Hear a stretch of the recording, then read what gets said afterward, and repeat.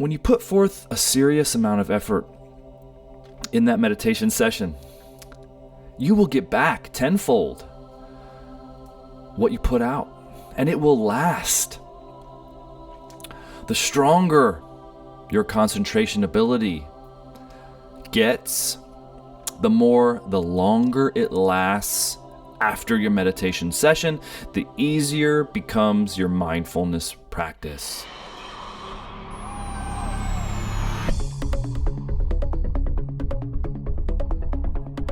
Welcome back to the Meditation and Mindfulness Podcast, number 4. And I'm your host, Rob Zaremba. And today we'll be diving deep into the topics of meditation and mindfulness. More specifically, how to get results from your meditation and mindfulness practice. And when I talk about meditation and mindfulness, I combine the two practices together. As a meditator, it's important to also practice throughout the day, to monitor the mind, to stay engaged in what we're doing and not be out of the moment. So it's important to include mindfulness practice when you're not meditating. So when you're meditating, you're sitting, you're training your mind, you're sitting still, you're doing whatever meditation techniques that you do. But when you get out of the meditation, it's important to continue your mindfulness practices throughout the day. So I'm a big believer in including both practices in your self-discovery practice. And today I'd like to talk about how to get the best results from these practices. So we'll be going over how to meditate with some intensity. We'll be going over a few different practical mindfulness techniques that you can try throughout the day to remain in the moment. So let's get started. Right off the bat, I'm a big believer in the single-pointed mind technique for meditation. And the reason for that is because it gives you results. It can actually change the state of mind that you're in. And as a meditator, and I'm sure you're someone who gets into meditation for the purpose of change, of transformation, of making yourself better, making your life better, being more positive, overcoming whatever you're trying to overcome, whether that be stress, anxiety, negativity, just that incessant mental chatter that can just disrupt the enjoyment of life. So for whatever reason you got into meditation, the bottom line is that you want it to work. You want results. You want some sort of transformation to occur. Now, as a meditator, I've been meditating for 30 years, and I can tell you that every single meditation session is not necessarily going to be the most transformative session. But the point of practicing, the point of daily practice, is that no matter what result you get from that individual meditation session, the mere fact that you're practicing, that you're putting in the work, that you're putting in the effort every day, means that there will be transformation.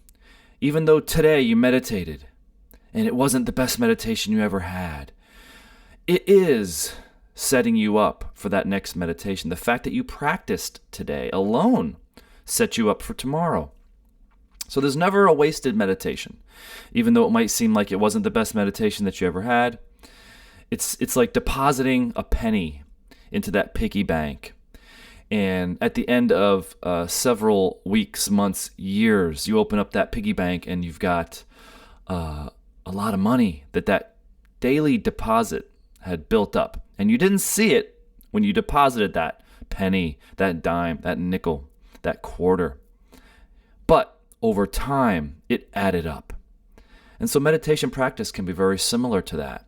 Putting in that daily practice will add up to a transformation. And all of a sudden, you'll notice that you're more positive, that negativity doesn't influence you as much as it did a year ago, a month ago, whatever it might be. Because you've been meditating daily, you notice that your mind is sharper, clearer. You have better memory recall. You have a better attitude about life. You're perceiving in more states of awareness, on more bands of perception, or whatever it might be. That there is a gradual transformation. But this can only occur when we train daily, when we train diligently, when we put in the effort in the beginning for the meditation practice. And what do I mean by that? I'm a big advocate of single-pointed mind meditation training. Single-pointed mind involves an intense concentration effort by the meditator on a single point. So we have single-pointed mind. So whatever your object of concentration, it's important to put out the effort, because transformation does not occur, change does not occur, strengthening the mind does not occur unless you actually put out some effort in your meditation. And I always like to bring up the fact that it's no different than working out. As you may or may not know, I'm a workout guy. I've been doing martial arts for 30 years. I've been training with weights for 20 years. And in order to transform the body, to make it stronger, to lose weight, to build muscle, you have to put in a lot of consistent training sessions where you overcome the limitations of the self, where you overcome that voice that says, I just don't want to go to the gym today, but you go anyway, where you overcome that, hey, maybe you got yourself to the gym, but you're just not feeling it, but you put out the effort anyway and you break through that plateau. Maybe you get a new record, a personal best in that one training session or that lift. And the fact that you put forth that effort, the fact that you broke through that barrier, you have now accomplished something. You've changed. You put forth the effort. You've transformed. And little by little, it adds up, just like that piggy bank analogy. So meditation is no different. You have to put out some effort in the beginning. You have to put some intensity into that technique that you're doing, which is why I love the single-pointed mind technique. Because I believe that we have a multidimensional self. We have multidimensional being. We live in a multidimensional world. And so the 3 dimensions of being that I like to focus on when I meditate, and I encourage you to focus on, is we have a physical body, we have an emotional body, we have a mental body. And these 3 dimensions are extremely important. And just as when we work out, whether it be with weights, whether it be with hatha yoga, whether it be with martial arts, or whatever your exercise or endurance training is, you have to put in consistent effort and you have to train with intensity in order to get better, in order to get stronger. You have to push it longer in order to increase your endurance. You have to overcome that little voice sometimes that creeps up and just says, oh, no more. I don't want to do this anymore. You have to silence that voice and you have to just do it. Like Nike says, just do it. Don't think, just do it. Because in meditation practice, the thoughts will come. In meditation practice, the body will be a distraction. You'll want to fidget. You'll want to indulge. You'll want to scratch that itch. You'll want to, move that body to a more comfortable position, which is okay to kind of do in the beginning of the meditation. But once you settle in, and once you lock on to that object of focus, that object of concentration, you want to put forth and maintain a serious intensity, because it takes a serious effort and intensity to break you out of the current range, to break you out of your current mold. And so on a deeper esoteric level, meditation transforms the being, but it takes a serious amount of fire to do that. Fire is the element of transformation. And the only way that you can kindle and build that fire is through passion, is through intensity, and becoming so motivated to get out of that current mundane mental state that you lock in with your concentration ability on that object of focus, whether it be a chakra, whether it be a mantra, whether it be a visual focus device like a yantra or a candle flame, or whatever object that you've decided that you're going to focus on during that meditation session. Maybe it's your spiritual teacher. Maybe it's a visualization. But the more intensity you can bring to that effort, the more you'll get out of it. And guys, gals, it's no different than anything in life. The more you put into it, the more you get out of it. A lot of people take meditation training kind of lightly. They kind of expect that, well, just kind of sit and, do a mantra, kind of focus on my breath, or, that's all fine and good, but it's how much you bring to that technique that determines how much you'll get out of it.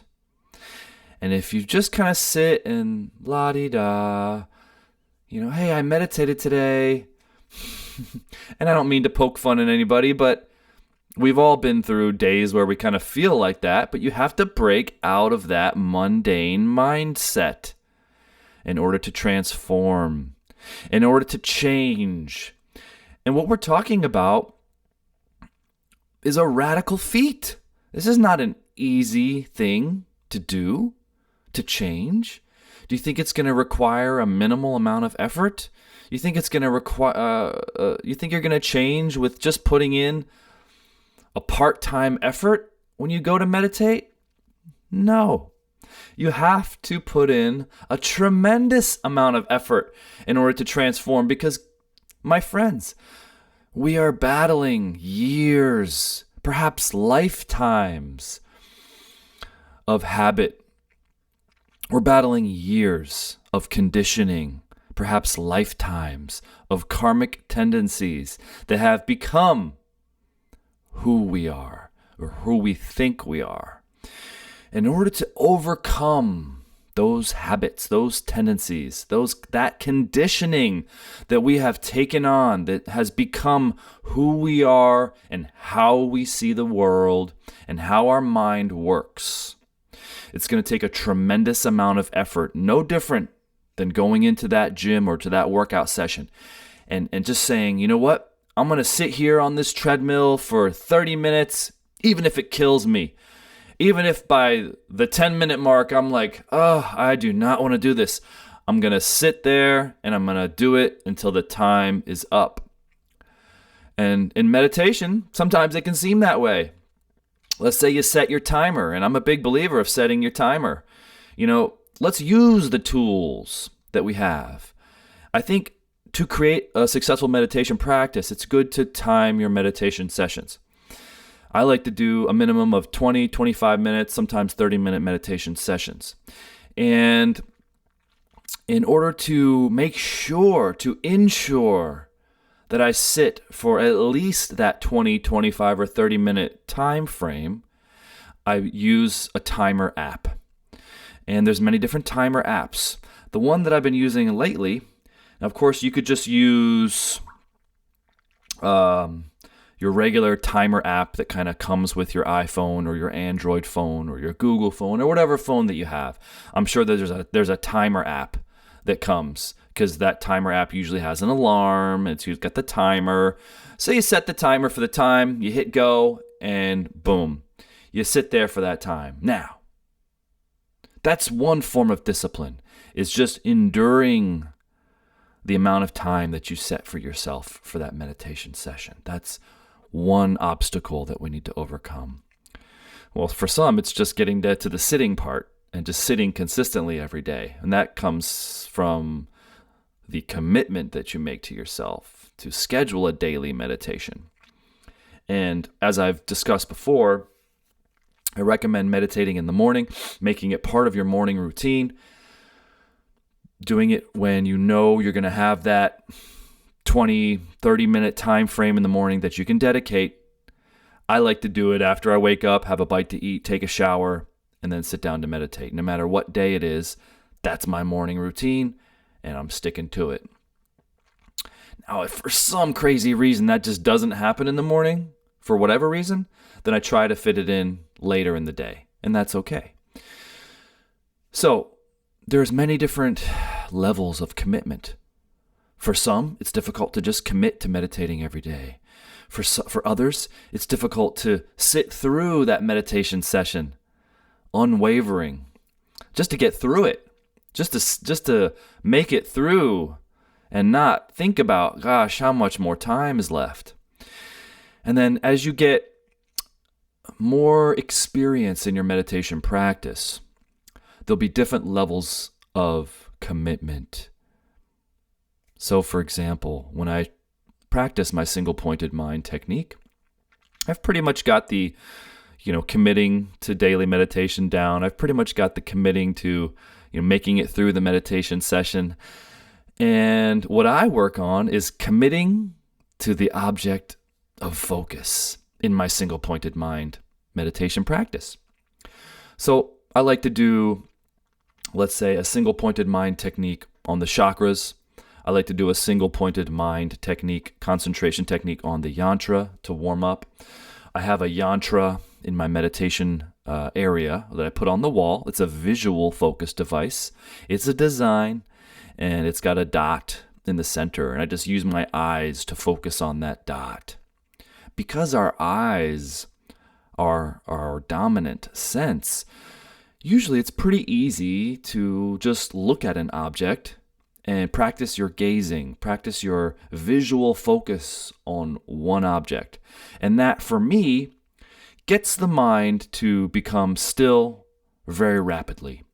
And with a tremendous amount of intensity, I will lock on with a laser-like focus on that object of visual focus with my eyes, like a heat-seeking missile, and just hold it there for as long as I can. And as soon as my mind wavers, as soon as I think a thought, or I look, I see a visualization, or I think about later, or whatever it might be, as soon as I'm distracted, I whip my mind right back to that laser dot. And for me, that intensity is what breaks me out of my mundane mindset. Because oftentimes when we're starting to meditate, especially in the morning, we're kind of getting up, we're waking up. I think it's important to have some coffee or tea in the morning to break you out of that sleepy mind state. And then we take a shower to wash and cleanse the energy to wake up even further, not only our physical body, but our energy body and our mental body. I like to take a cold shower, which really wakes you up. Get under that cold water, and you'll be awake. And then you sit down and meditate. So I'm already pretty much ready to go when I sit down to meditate. But then I take it a step further, and I focus intensely on that visual focus device, unwavering, with my visual gaze on that dot. And I will stare. And that breaks me out of that mundane mindset. It gets my mind ready to focus on one point, which requires that you're undistracted. It requires that you forget about everything else. It requires you to put forth a tremendous amount of effort.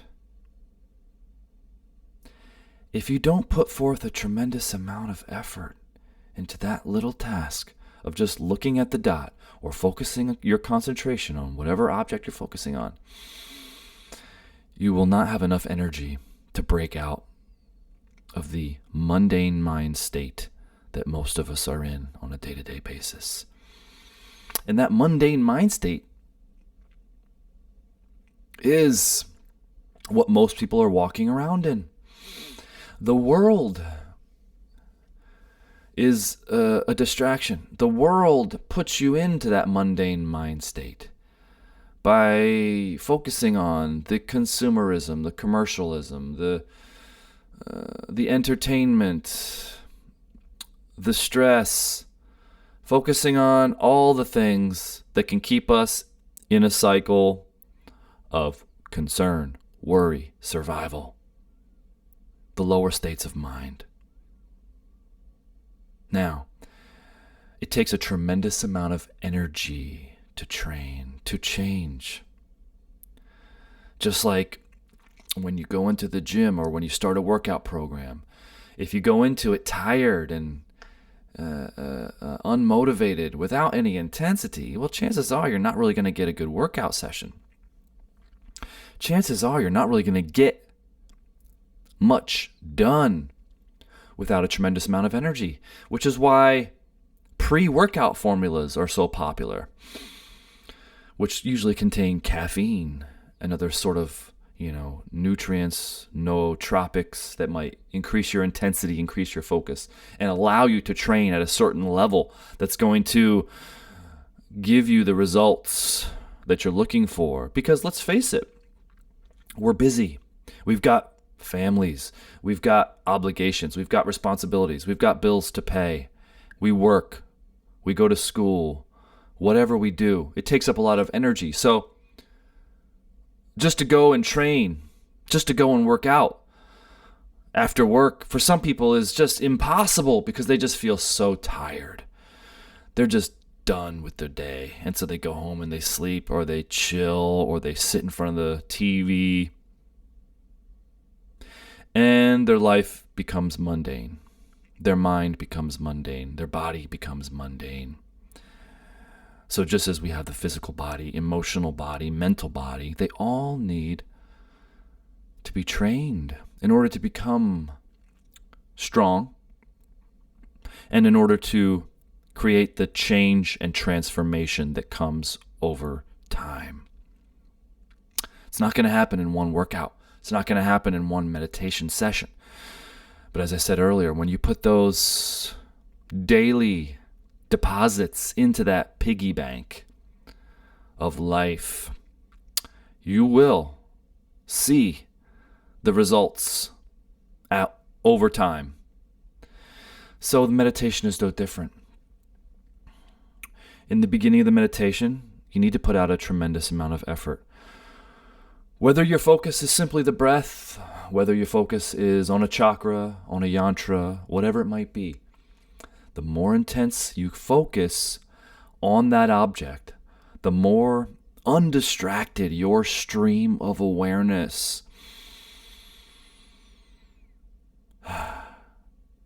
the more results, the more change, the more rapid transformation that you're going to get.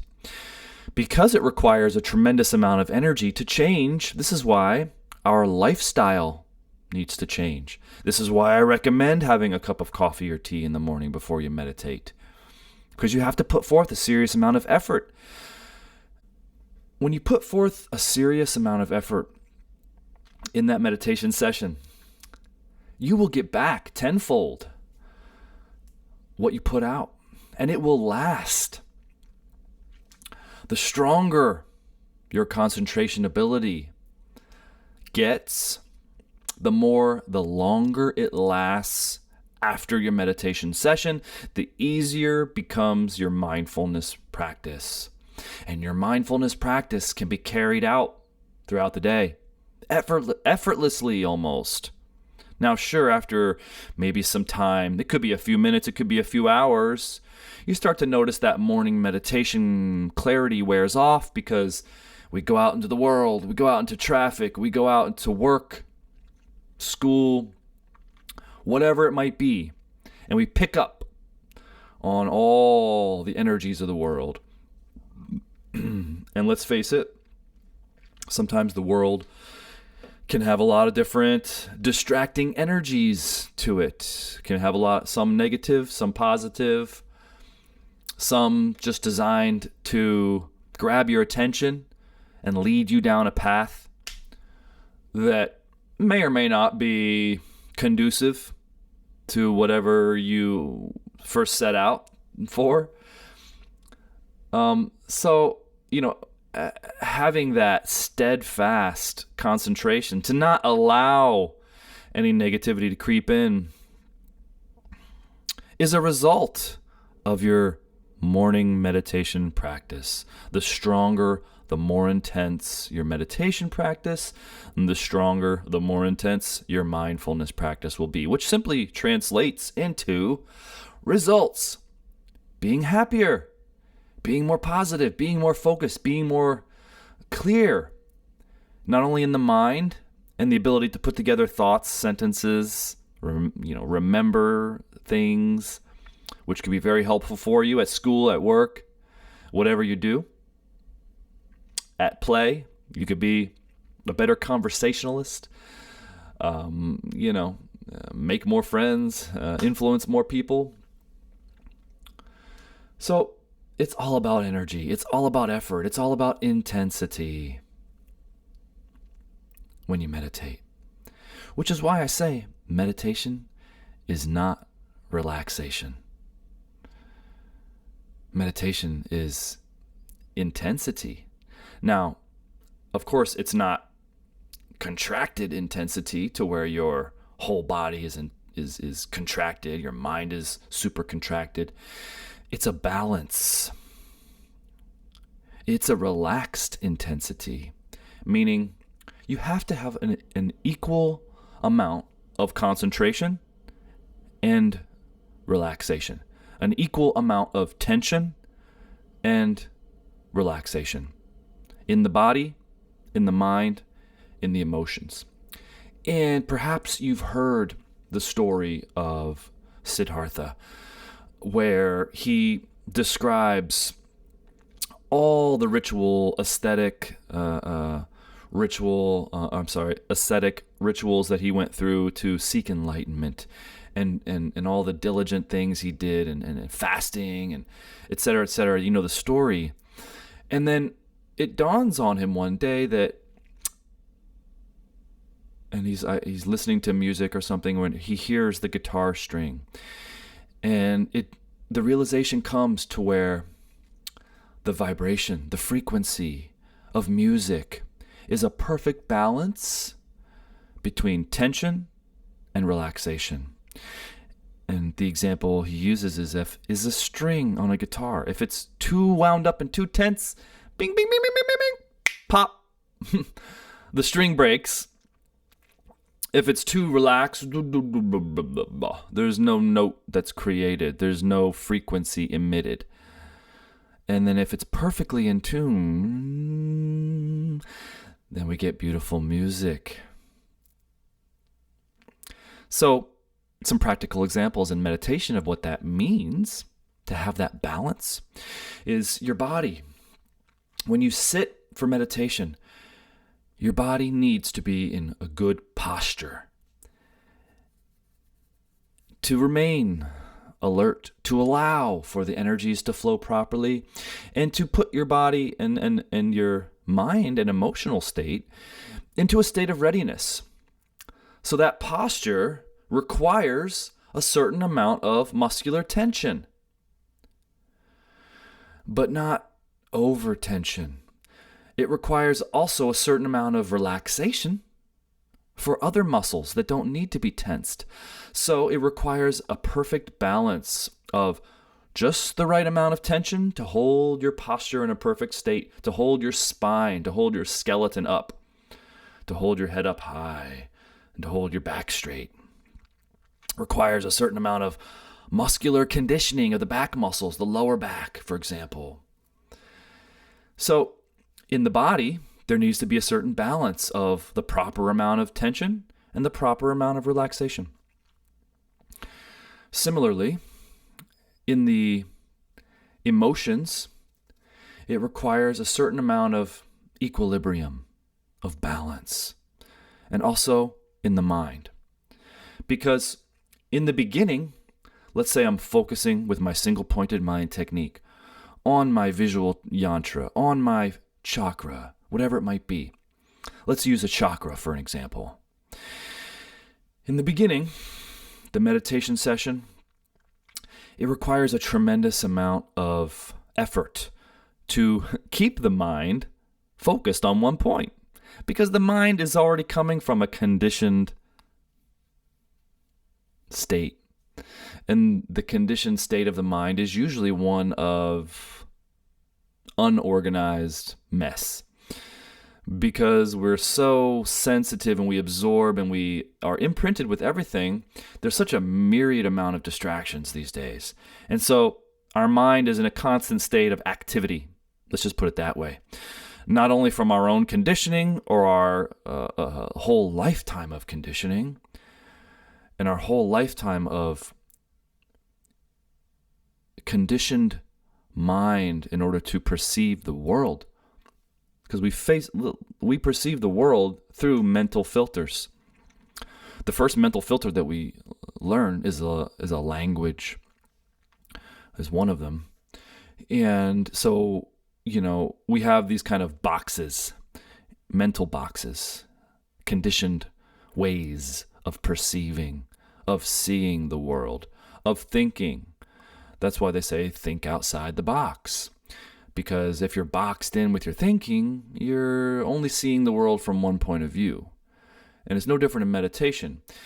And meditation helps to break out of the box. But it takes a tremendous amount of discipline in order to do this. And that discipline is the commitment you make to focusing on that one point. Because what will happen is you'll notice that the tendencies of the mind, due to the conditioning, will be one of just going to where it naturally has had a tendency to go. Usually your awareness, your mind will gravitate toward the senses.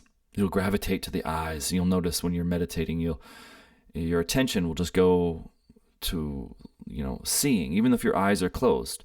Your attention will go to the body on a sensation, on a physical, sensorial sensation, which is why for most people, they're quite locked up in the senses, in the five senses. So, well, guess what? Your perception of the world is filtered through the five senses. Now, as a meditator, we know that there's more to life. And we sense, even if we're at the beginning stage, that there's more to the world, there's more to life, there's more to the experience of life than just the experience we get through the five senses. And so to break out of that conditioning requires a tremendous amount of energy, commitment, and focus. And that focus needs to be intense. So when we're focused on that one point, it requires, and it actually changes. You'll notice your frequency begins to pick up. Because if the mind is kind of mundane, in a mundane state of consciousness, when we go to focus, it's kind of like rubbing two sticks together. And that friction of just the effort of holding the mind still at one point generates a tremendous amount of heat, if you notice. And that heat is also what's referred to as chi, energy, kundalini. And so just by attempting to hold the mind still at one point, there's a tremendous amount of heat that builds up on that area. In China, they have a saying, the li leads the chi. The li is the mind. So where the mind is, the energy will follow. Well, if we took a big scan of your mind or the average person's mind at any one point, the mind would be like a chaotic mess, like a swarm. There's no focus, there's thoughts racing, random pictures, etc. And, well, that's an indicator that your energy will be displaced. It'll be all over the place. It'll be a mess. So when we bring our mind to focus, there's a tremendous amount of concentrated energy on one point. And this is where the magic happens. So, why does this work? There's a tremendous amount of discipline necessary in order to change. But that discipline needs to be built. That concentration ability needs to be strengthened over time. And this is where the daily commitment, this is where, going through meditation and that long-term commitment is where you see the results and you see the transformation. Without that effort, without that intensity, without that commitment, even within the meditation session, there won't be much change at the end. You'll kind of get out of the meditation session and go, oh, okay, my mind's about the same. Nothing really changed because you didn't change anything. Your mind is like a mirror. It picks up on what you do. It picks up on what you see. It picks up on what you put into it. So the diet for the mind is just as important as the diet for the body. What you put your mind into every day, the videos, the social media, the people, what you put in is also what will be in. It's not necessarily what you'll get out, but what you allow the mind to consume is what will be reflected in the mind. And we all know this. When we hear that favorite pop song on the radio and it's got that catchy hook, and when we're done listening, heck, even hours later, it could still be going on in the mind. That's that incessant cycle of that song. Just can't get out of the mind. This is an example. The mind's like an echo chamber.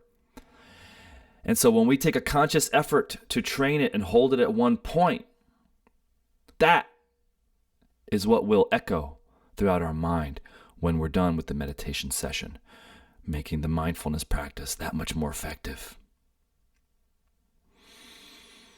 So, the more effort, the more intensity, the more energy you put into your meditation session, the more change, the more transformation you'll get out of that. It's up to you. No one can put in that effort except you. So, you got to find the reason why you want to change. You got to find what will motivate you to put out that kind of intensity and that effort. Are you just, bored with your mind? Is your day-to-day perception of the world just mundane and boring, and that's enough motivation? Is death a motivation? Is finding out the truth a motivation? Is there just so much pain that, you'll do anything to get out of that pain, to transform, to change? Whatever it might be, your why, your reason, it needs to be strong enough. It needs to be intense enough, And you need to bring that every single day to your meditation training. Every single meditation session needs to be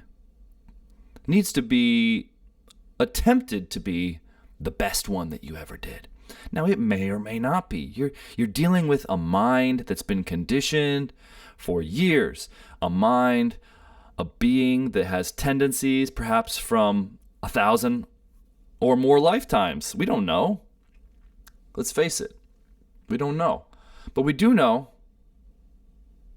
that these karmic tendencies are real.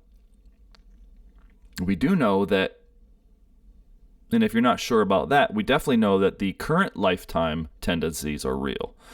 The current lifetime conditioning from the moment we're born all the way up through today are definitely real.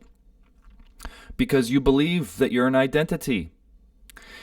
You believe that everything you've gone through is who you are today. The memory, everything that's built up to who you are today, how you see the world today, how you perceive the world, what you understand, etc. It's all formed into who you are today and what your perception is today. So the tendencies are obvious because there's all sorts of different kind of conditioning that we could have come through. Some people who have, let's say, better karma might have had an easier life where they were, born into a better condition. They had a better condition of the mind, better environment, better family conditions, whatever it might be, that has given them an easier lifetime. And then there are those that have struggled tremendously that have gone through a lot of suffering, and they continue to suffer because life is a cycle. And until you do something to get off, to change, to transform, it will just keep repeating, and usually not for the better. There's nothing good about being caught up in a cycle, even if it's the most pleasurable cycle you could imagine. There's the old analogy that, let's say you love apple pie. I love apple pie. I don't know about you, but you go and you get a slice of apple pie, and it's damn good. Oh yeah, baby. It's good shit. You eat that pie, right? And then your mind says, well, I ate that pie. It felt really good. Heck, I'll get another slice and I'll feel just as good, right? Well, chances are that second slice is not as good as the first. It's because of what's called satiation. In the senses satiate. Say that fast 3 times. When we get this satiation effect, meaning when we do something that's pleasurable to the senses, that sense of taste, that sense of smell, touch, whatever it might be, you can imagine all the different sensorial pleasures that you can indulge in. And when we're really craving it, and we get that thing, and heck, it was pretty darn good for the moment, and then we kind of want to do it again and again and again and again, and it's just not as good every single subsequent time, right? You've noticed this. Well, that's because the senses satiate. It's like they get overloaded with whatever type of chemical is released in the body that gives you that pleasure for the moment, whether it's in the synapses or the neurons or the hormones or whatever it might be. The body has a tendency to say, okay, yeah, we just did this. It's not quite doing it for me the second, third, fourth, or fifth time like it did the first. And I'm not against pleasure or the senses, absolutely not. But just that wisdom to know when to say when is, I think, something that'll be very beneficial. But here's the good news, my friends, my meditation brethren and sisters. Meditation is the one thing that doesn't satiate. Meditation is the one thing that you can do every day and not get fatigued by it. You can't go to the gym and work the same muscle every day, because that muscle will begin to become way overtrained very quickly, which is why you space it out between days. You train different muscle groups, etc. So the body works on a different cycle than the emotions and the mind. When we meditate, you can meditate every single day with your full intensity, and it's not going to satiate. The experience, the ever-deepening experience that you get from meditation will only build and build and build upon itself. Now, that's not to say that you're going to have the best experience every day. And one of the words of wisdom of, the yogis and the high meditators is to don't go by experience. Don't judge a meditation by how you feel. Just do it. Just try your best. And the fact is that, heck, every day you might not feel that it was as good as that meditation you had the day before, the week before, the year before, where you had that awesome experience that was just, wow. That's not the indicator. The indicator is your concentration improving? Is your life getting better? Is your mind getting more flexible? Are you becoming less rigid? Are you becoming less serious? And by serious, I mean, is your sense of humor getting better about life? But in order for that to happen, you do have to have a serious effort every single time you meditate. Now let's break that down just a little bit. In the beginning of the meditation session, it's important to put out an intense, serious effort to break yourself out of the mundane mind state. If you don't, chances are you won't break out of the mundane mind state. Mundane meaning just your daily habitual ritual of boring mental stuff, thoughts, regular perceptions. I mean, this meditation stuff's supposed to give us like some cool perceptions, right, dude? Totally. So, but it's going to require a tremendous amount of effort to do that. To reshape the mind, to retrain the mind, to recondition the mind, which will recondition the emotions and even the body to a certain extent. But once you're developed, once you've trained, once your concentration gets strong,